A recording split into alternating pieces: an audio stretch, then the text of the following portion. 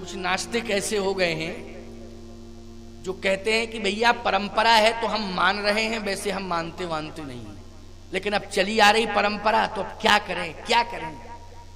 तो एक बोला हम परंपरा नहीं मानेंगे, नहीं मानना है हमको।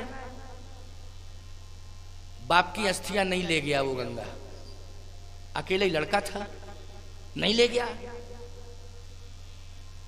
उसकी मां ने कहा बेटा ये परंपरा है, और परंपरा ही नहीं है, ये शास्त्रीय विधान है।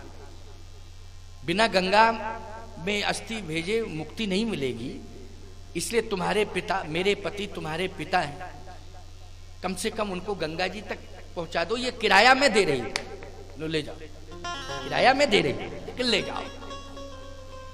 तब माता जी चुपचाप रहो, चुपचाप रहो। दूसरे दिन फिर मां बोली कि आज मुझे नींद नहीं आई बेटा, क्योंकि तुम्हारे पिताजी स्वप्न में बार बार कह रहे हैं कि मुझे गंगा जी भेजो, गंगा जी भेजो, गंगा जी भेजो, इसलिए तुम चले जाओ। अच्छा तुम नहीं मानती हो तो मैं जा रहा। अस्थियां लेकर के गया, रोडवेज बस में बैठा था। गंगा जी से 15 किलोमीटर पहले एक नाला निकला था, बड़ा भारी था वो।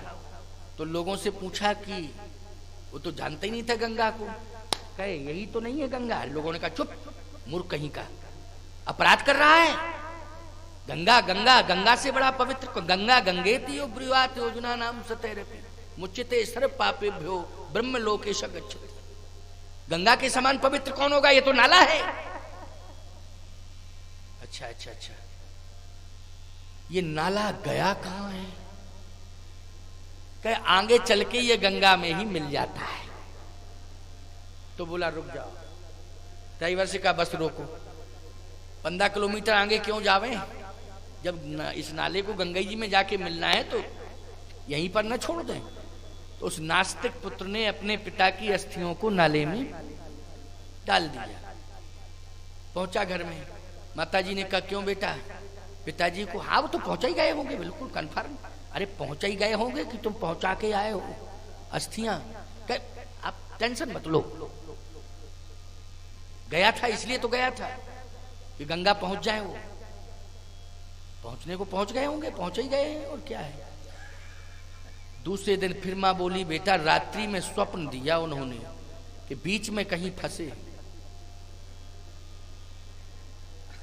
बीच में कहीं फंसे हैं। अब तुम्हें कसम है हमारी, मां बोली कसम है, सही बताओ उनको कहां डाल के, उनकी अस्थियां कहां डाल के आए? कहे माताजी सही बता दूं, 15-20 किलोमीटर पहले एक नाला था, मैंने लोगों से कहा ये कहां जा रहा है? गंगा जी में। तो मैंने कहा आगे क्यों बढ़ूं, उसी नाले में डाल दिया। कहे इसलिए स्वप्न हो रहा है बार बार। बेटा बोला हम तो सबसे ज्यादा इस बात पर अफसोस जाहिर कर रहे हैं कि पिताजी ने जिंदा में तो परेशान किया है, मरने के बाद भी परेशान कर रहे हैं। जब 20-15 किलोमीटर आगे वो नाला गंगा जी में मिला था और गांव हमारा 80 किलोमीटर है, तो स्वप्न देने 80 किलोमीटर चले आए, 15 किलोमीटर खिसक नहीं पाए आगे। 15 किलोमीटर तो आगे थी गंगा जी। अब बोलो ईमानदारी से, ऐसे बेटों से तो बेटों का ना होना ही ज्यादा अच्छा है। बोलो है कि नहीं? सावधान,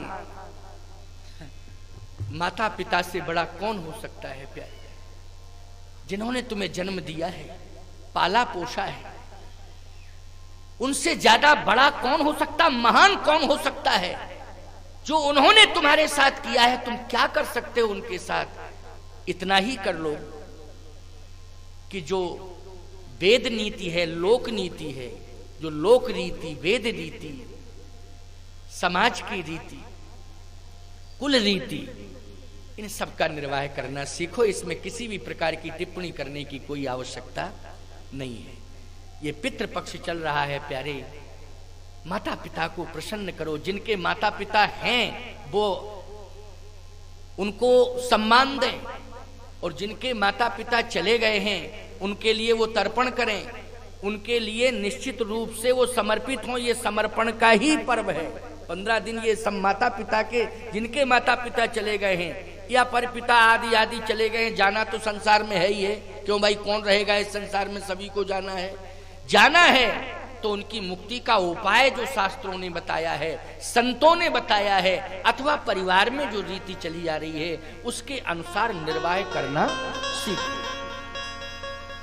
ये मौका आपको मिला है कि आप चित्रकूट धाम में दरिद्र नारायण की सेवा, संत सेवा, गौ सेवा, रोगियों की सेवा के लिए पितृपक्ष में मुक्त हस्त से दान कर रहे हैं। इससे बड़ा सौभाग्य आपका और क्या हो सकता है। ये स्वर्णिम अवसर बार बार नहीं मिलता है।